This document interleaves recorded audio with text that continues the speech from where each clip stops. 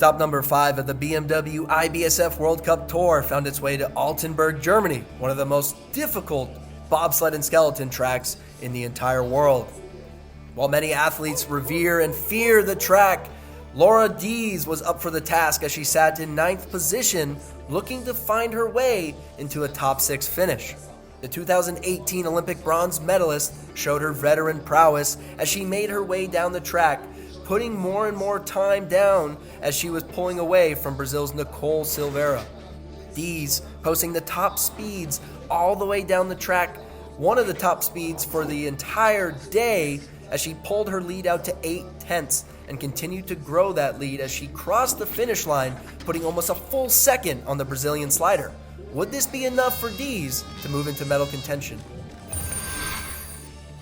Up next was Kimberly Boss. Kimberly Boss sitting in 6th position and also a 2022 Olympic bronze medalist. She was putting together a smooth run while sitting in the 6th position, blistering down the track and looking to find her way into medal contention on the day, just like Dees. But could she hold off Laura Dees in order to do so? Kim Boss did what she does best. She put together 2 consistent runs on the day, pulling her lead out to 1500ths and posting the top speed by the time she made it to the bottom of the track.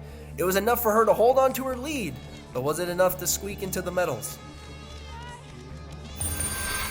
Up next was Mimi Reneva from Team Canada. Reneva had an excellent start to run 1, sitting in medal position, and the Canadian slider had a clean run starting up for number 2 as well. A slight skid out of the grooves would prove to be costly for her velocity as she continued her way down the track. Reneva has a love-hate relationship with the Altenberg track, posting 10th and 11th best speeds as she's entering into the bottom portion, where she was not able to do enough to hold off Kimberly Boss in order to win that bronze medal. No worse than 4th place for Mimi Reneva on the day. Up next was the young Susan Krayer, the German slider. She had had a quietly good season up to this point. She had a silver medal already to her name, sitting in the silver medal position, now positioned on her home track. Was Suzanne going to be able to do what it takes to hold off Kimberly Boss, the Olympic bronze medalist, and claim her 2nd silver medal on the year? Top speeds all the way down the track saw Suzanne posting some of the fastest speeds until the bottom portion. Was she going to lose it back to Kimberly Boss? She was able to hold on, securing her 2nd silver medal on the year. No worse than 3rd for Boss.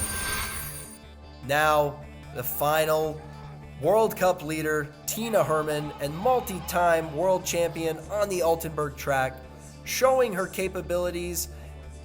Tina is one of the best sliders in the world in the sport of skeleton, and while she doesn't always have the best starts, her sliding capabilities are unmatched.